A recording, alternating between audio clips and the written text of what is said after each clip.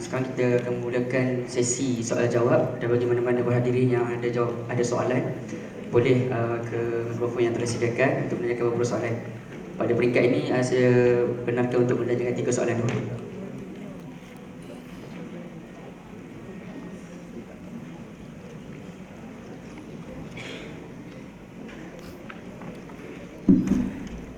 Minta maklumkan nama dan dari mana.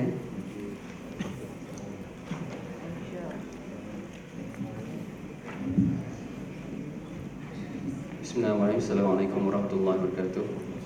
Nama diberi Umar Mukhtar bin Muhammad Nur, Muslim.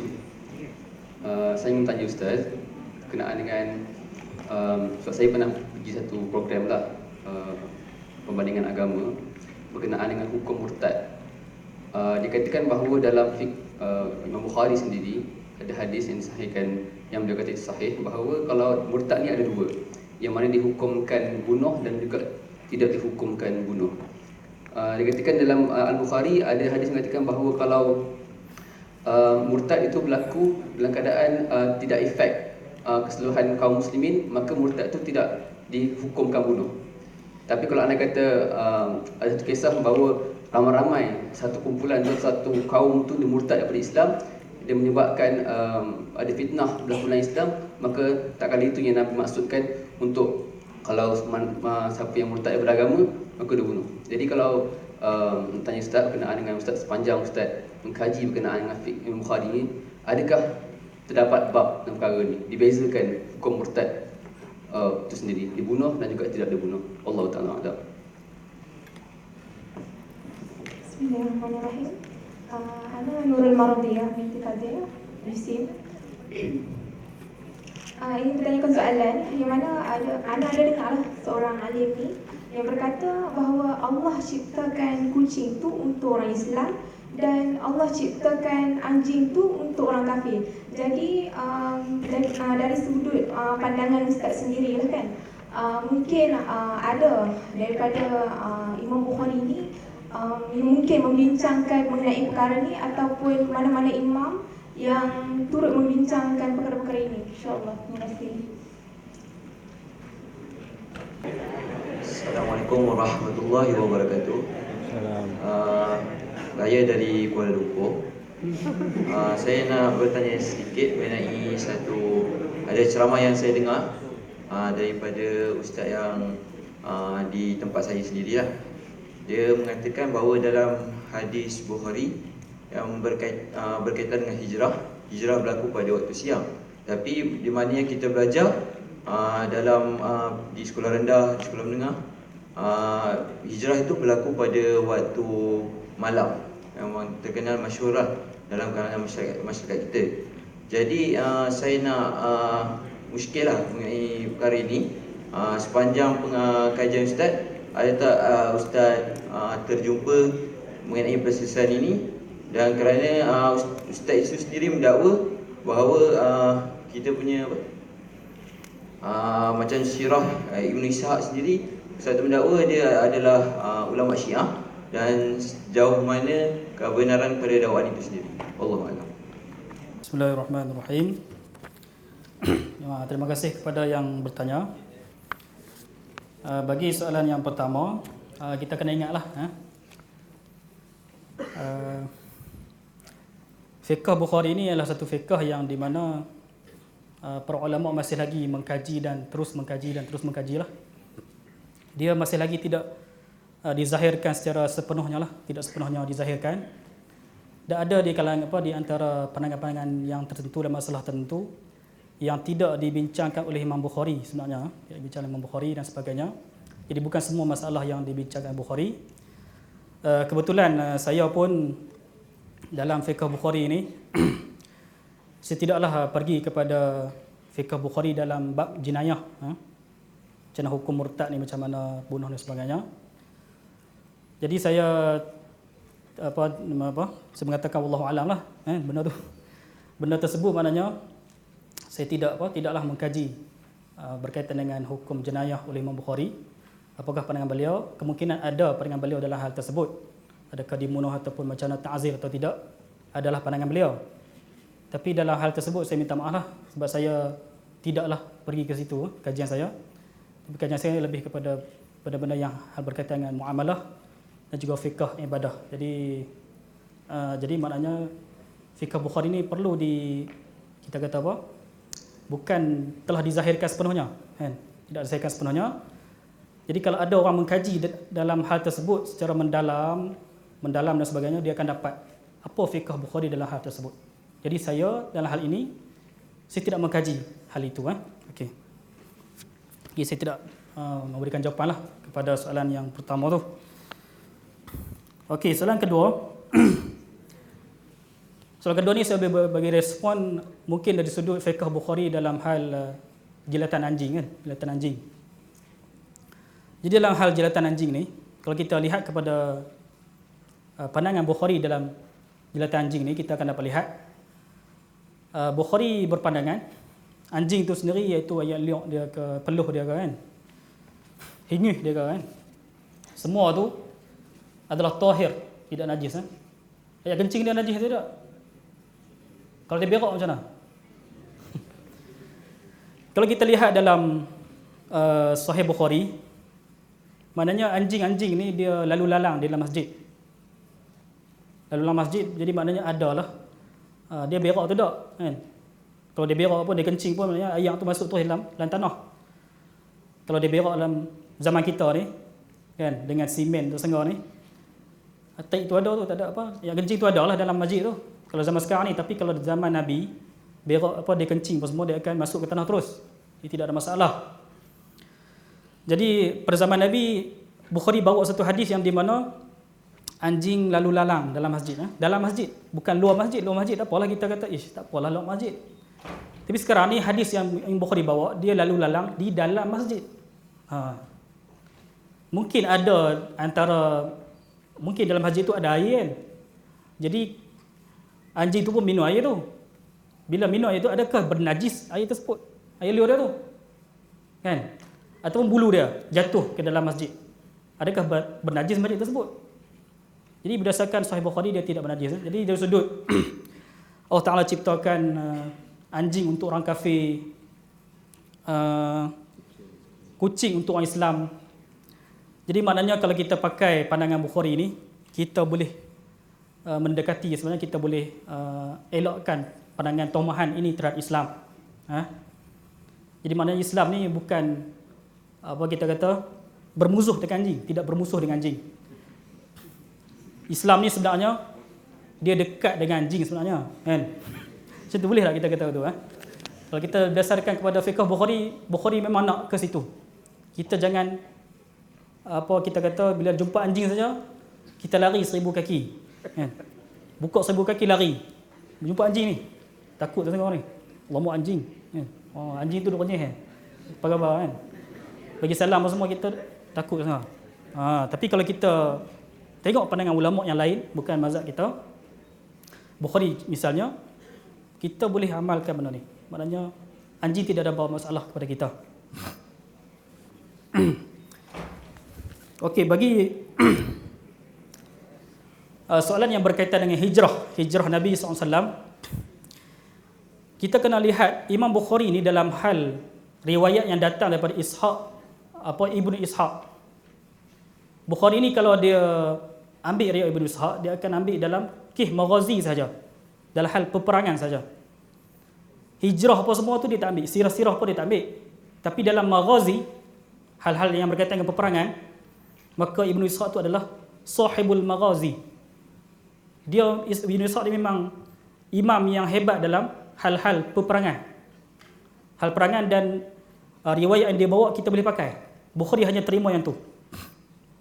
Bab hukum hakam, sirah Nabi SAW, hijrah waktu bila, Bukhari tak pakai apa cerita Ibnu Ishaq, sebab dia ittahama bi syiah, bi tasyayyu'.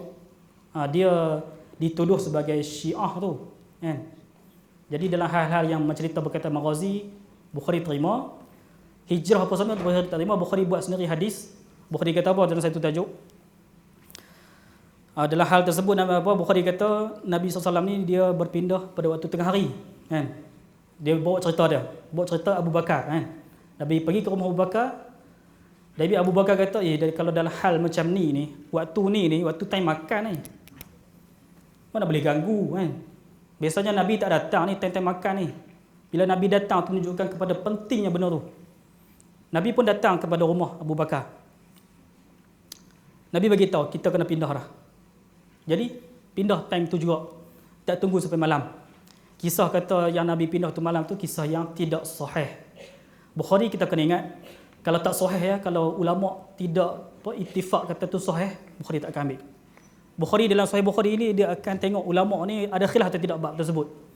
Kalau khilaf, kalau ulama kata ini sahih, ini dhaif, ini ada matruk apa semua, Bukhari tak akan pakai pandangan ulama yang kata sahih tu. Dia tetap akan mengatakan itu dhaif. Ini Bukhari punya style lah. Jadi dalam kisah tersebut Bukhari nak kata yang sahihnya hijrah ni berlaku pada waktu siang. Betul lah yang anda dengar tu. Betul lah. Kisah tu malam tu itu kisah yang datang kemungkinan daripada riwayat Ibnu Ishaq yang di mana ada ulama mengatakan dia ni sebagai berakidah ditomah sebagai bitasyayu' dan sebagainya. Jadi wallahu alam itu saja. Assalamualaikum warahmatullahi wabarakatuh. Nama Ahmad Syah Ismail daripada USIM. Nak tanya pandangan Ustaz untuk tajuk pada hari ini. Boleh tak kita bersetuju bahawa Imam Bukhari mempunyai keistimewaan dalam susunan kitabnya yang mempunyai Sahih Bukharinya yang mempunyai susunan fiqhnya, tetapi tidaklah dia mencapai darjat imam fiqh yang mempunyai usul yang hebat seperti Ar-Risalah yang Imam Syafi'i, dan kita anggap dia sebagai hafiz berkadarlah. Kita menyatakan dia ni hafiz mutlak dalam hadis, bukannya dalam bidang fiqh, kerana bidang yang dibincangkan dalam fiqh adalah permasalahan-permasalahan yang terdapat dalam fiqh, bukan menjurus kepada qawaid ataupun usul-usul seperti yang ada pada imam-imam lain. Minta pandangan Ustaz. Terima kasih. Bismillahirrahmanirrahim. Assalamualaikum warahmatullahi wabarakatuh. Saya Adli dari Baling Kedah. Saya ingin mengutarakan dua soalan. Yang pertama, saya mohon diperbetulkan, atau dalam orang Baling kata I stand corrected. Pertama sekali, kalau al-fiqh bermaksud ma'rifatul ahkam asy-syar'iyyah an al-af'al al-mukallafin al-muktasabah min adillati tafsiliyah. Jadi dalam susunan hadis Imam Bukhari ini, adakah sebenarnya Imam Bukhari ini sedang membuat ijtihad terhadap hadis melalui kefahamannya sendiri? Kerana kalau betul dia adalah ijtihad, maka kaedah menyatakan al-ijtihad la yanqud bil ijtihad akhar. Yang kedua, dari segi admissibility ataupun dari segi kebolehpakaian pandangan Imam Bukhari ini di dalam mahkamah syariah di Malaysia kecuali Perlis. Bismillahirrahmanirrahim. Saya Nurul Badilah dari SIM. Saya nak bertanya. Saya nak minta Ustaz terangkan apakah maksud talaqi rukban dan pengharaman talaqi rukban. Syukran, terima kasih. Terima kasih yang bertanya. Saya pertama kita diputuskan pada petang ni, pada tengah hari ni. Kita nak kata Bukhari ni hanya sekadar susun bab ke ataupun ada fiqh yang boleh diijtihadkan dalam Sahih Bukhari ni, kan? Adakah dia ni sebagai penghafal hadis sahaja mutlak, penghafal hadis, ataupun dia ni bukan yang demikian. Beliau adalah ahli ijtihad. Jadi kita nak putuskan macam mana pada petang ni. Kalau tanya saya, kan, saya nak putuskan macam mana? Jadi saya mengatakan bahasanya saya putuskan bahasanya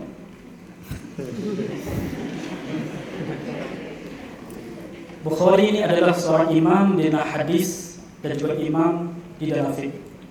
Beliau adalah seorang ahli ijtihad yang mutlak. Ijtihad yang mutlak. Beliau ada usul yang tersendiri, usul fiqh yang tersendiri, dan usul istinbat dia ada, dan juga kaedah usul pun ada. Jadi kalau siapa-siapa yang nak lihat usul istinbat beliau dan juga kaedah fiqh beliau, boleh lihat kepada kajian yang saya buat ataupun kajian yang terdahulu. Kalau sekarang ni pun saya tunjuk boleh apa usul istinbat Imam Al-Bukhari, apa masdar hukum dia, apa dia punya kaedah yang dipakai istinbat tu macam mana. Saya bincang belakang. Memang ada pun benda tu. Sebab apa? Sebab kita nak dapatkan usul dia, kita kena bahaskan dia fiqh dulu. Sebab ilmu usul dia lahir selepas daripada ilmu fiqh. Ulama ijtihad dulu. Ijtihad. Ulama mutakhirin dia bincang usul ulama tersebut. Jadi fiqh Bukhari, kalau kita nak tengok usul dia, kita bincang fiqh dia, baru kita dapat dia punya usul dia. Jadi saya putuskan, kalau tanya saya lah kan, hampa tak tahulah putuskan macam mana. Tetap mengatakan Bukhari apa dia, apa ya lah. Saya putuskan Bukhari adalah ijtihad. Ijtihad beliau peringkat yang tinggi, iaitu dipanggil sebagai ijtihad secara mutlak. Dan bukan sekadar penghafal hadis semata-mata. Itu dia punya. Kalau kita lihat kepada susunan karya dia, kitab dia, maka kita akan dapat lihat istimewa dia. Susunan itu sangat istimewa berbanding karya hadis yang lain. Kalau kita nak banding Tirmizi sekalipun, Tirmizi tak dapat lawan susunan yang dibuat oleh Imam Bukhari dalam karya dia. Satu tesis yang dibuat oleh Nuruddin Aid, Nuruddin Aid dia ni Al-Qahifah, dia Al-Azhar. Dia buat satu kajian muwazanah bainal Bukhari dan Tirmizi. Dia buat satu kajian tesis muwazanah baina Tirmizi wal Bukhari. Dan dalam kajian tersebut dia bincang secara detail fiqh Bukhari dan Tirmizi, dan dia dapati bahawasanya Tirmizi tak dapat menandingan dan mencapai ijtihad Imam Al-Bukhari. Sebab itulah orang kata Tirmizi kata aku tak dapat nak ikutlah Bukhari ni. Lah kali dia pakai mazhab Syafi'i, Muslim pakai Syafi'i, Tirmizi pakai Syafi'i, semua yang pakai Syafi'i ulama ahli hadis ni kebanyakannya pakai Syafi'i. Dia tak dapat, dia tak akan ikut Bukhari tu. Sebab Bukhari tak terangkan sejelas, wadih kepada murid dia. Tetapi kita boleh faham berdasarkan kepada fiqh dia, terjemah bab dia, hadis dibawa, kita boleh faham hendak ada apa. Okey, yang kedua, orang utara kan. Sebagai orang utara, jadi saya kena cakap utara lah. Memang dia cakap utara pun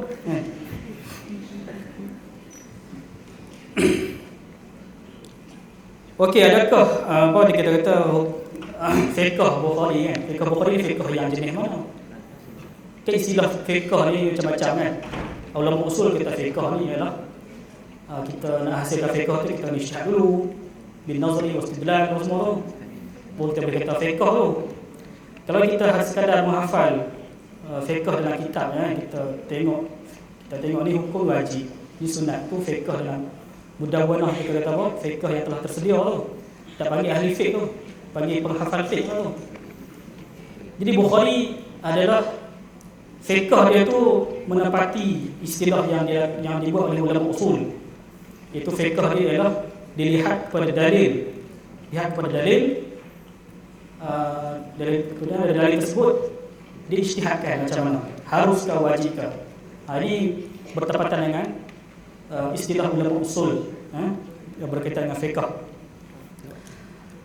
Jadi ijtihad ni memang saya setuju. Satu kaedah mengatakan ijtihad yang kudu ijtihad akhir kan. Saya tak tahu kaedah dia yang betulnya apa dia, tapi sebab hampa ni semua orang fiqh kan, saya orang hadis, tapi saya tahu lah sisi benda tu. Padahal ijtihad ulama ni tidak boleh membatal ijtihad ulama lain. Ataupun kalau kita kata Syafi'i sendiri, dia ada mazhab yang qadim dan mazhab dia yang jadid. Mazhab dia yang jadid tak boleh menasahkan mazhab yang qadim, sebab itu ijtihad dia. Ada ulama kata lah, tapi Syafi'i sendiri kata, alah, nasahkanlah ijtihad aku yang qadim tu, aku nak pakai yang jadid ni. Syafi'i sendiri kata demikian, tapi murid-murid dia tidak membatalkan ijtihad Syafi'i yang al-qadim tu, masih pakai. Dalam hal Bukhari, bila dia pandangan dia memang kuatlah, itu style imam-imam kita. Syafi'i dia kenapa dia kata macam ni? Sebab dia ada hujah yang kuat untuk masalah tu, untuk berkata demikian. Dia nak kata najis, ada hujah dia yang kuat untuk berkata demikian. Bukhari pun macam tu. Bila dia nak kata najis ni tahir, dia akan bawa dalil yang kuat, banyak dalil yang bawa tu menjurus ke arah mazhab dia, mengatakan tahir apa semua tu. Jadi itu mazhab dia. Jadi adakah ijtihad yang dibuat oleh Bukhari yang kata anjing itu bernajis. Syafi'i mengatakan anjing itu bernajis. Adakah kita boleh membatalkan ijtihad dua orang ni? Tak boleh. Sebab ini ijtihad berbentuk zanni, bukan qat'i. Zanni belaka. Cuma kita tengok mana yang rajih. Itu kita punya tugas kita lah. Ulama mutakhir lah nak tengok mana rajih. Kalau dia merajihkan pandangan Syafi'i, dia kena beritahu apa alasannya. Kalau dia merajihkan pandangan Bukhari, dia kena beritahu apa alasannya. Macam tu lah, tidak boleh membatalkan lah. Kemudian, adakah fiqh Bukhari ini boleh dijadikan sumber di dalam mahkamah syariah? Jadi saya berkatakan untuk masa sekarang ni, yang di mana fiqh Bukhari masih lagi tidak dizahirkan secara sepenuhnya. Cuba lihat kata hajar saya ni, saya dah sebutkan dalam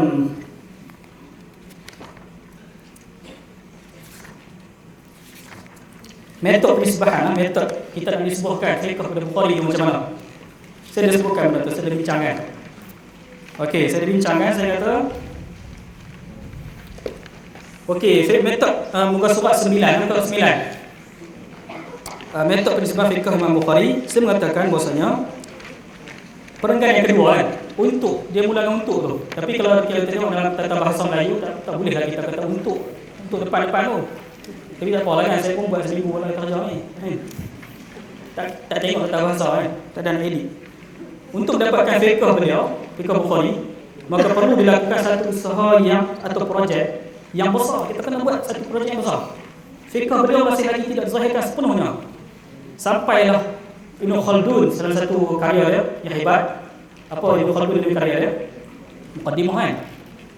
Dalam karya dia beritahu, dia kata kita kena berterima kasih kepada Imam Hajar. Kerana dia telah buat satu kitab syarah Sahih Bukhari, Fathul Bari. Bukan Fathul Bari yang orang tu. Fathul Bari yang kitab Fathul Bari syarah Sahih Bukhari. Ayah dia minat kitab tu kot. Kita bagi nama tu kenal juga tu yang gelap lah. Jadi kita kena ucap, dia kata kita kena terima kasih dekat Ibn Hajar, sebab dia dah bahas secara panjang lebar tu fiqh Bukhari dalam tu. Tapi kita kena ingat, walaupun dia dah syarah ke semua Sahih Bukhari, tapi bagi sebab tetapi fiqh Bukhari itu masih lagi tidak dizahirkan sepenuhnya. Masih dalam, yang dizahirkan dalam Fathul Bari itu cuma 2% saja. Bayangkan 2% saja, yang lain itu tak lagi. Usul dia macam mana, fiqh yang lain itu macam mana, kehendak sebenar Bukhari ni macam mana. Jadi benda-benda ni fiqh Bukhari masih berlanjutan sebenarnya. Kajian itu masih berlanjutan. Siapa yang nak buat fiqh Bukhari untuk kajian PhD, saya lakukan. Sebab memang tak ada orang buat fiqh dia yang dalam bab lain. Sekarang ni yang ada ialah bab kita tak hudud tu adalah. Tapi bab lain macam syarikah, apa pandangan Bukhari tentang syarikah, Ibn Hajar dia ada terangkan, tapi taklah menjurus ke arah fiqh Bukhari yang kita kata yang muktamad. Kita nak yang pandangan Bukhari yang muktamad tu apa? Daripada Sahih Bukhari tu. Jadi tidak ada lagi kajian yang begitu, tapi masih lagi dilakukan oleh para ulama. Banyak dilakukan oleh ulama India. Dipelopori oleh ulama India memang ramai. Sampai satu ketika mereka boleh buat satu conclusion. Dia berkata dalam masalah ni, Bukhari berpandangan kata Aymani itu tidak najis. Sampai satu macam tu sekali dia boleh beri pandangan. Sebab mereka mengkaji Sahih Bukhari itu secara mendalam, tahu usul terjemah Bukhari itu. Usul terjemah Bukhari itu ada. Sampai macam tu sekali dia kaji mendalam, sampai ketika dia berkata okey, Bukhari berpandangan Aymani tidak Aymani itu bernajis. Saya minta maaf. Mazhab kita kata tidak najis, tapi Aymani bagi Bukhari itu bernajis bagi dia orang. Setelah mengkaji Sahih Bukhari itu, dia berkata fiqh Bukhari, dia bersandarkan kepada Imam Bukhari. Buat kajian masih berlarutan. Okey, satu projek yang besar untuk menonjolkan segala pandangan Imam Bukhari terhadap fiqh. Ini kerana fiqh Bukhari diumpamakan seperti logam. Bahan logam ni tak zahir. Zahir hanya serpihan-serpihan saja. Kau nampak tu serpihannya, tak dizahirkan secara meluas lagi. Sebab tu fiqh Bukhari ni satu fiqh yang kita kata boleh membuka pandangan mata kita. Buka pandangan mata kita, mendapat ilham. Kalau kita baca Bukhari itu dapat ilham. Bukan dapat nurul ilham, dapat ilham. Kita akan dapat ilham baru. Bila kita baca Sahih Bukhari dapat ilham baru.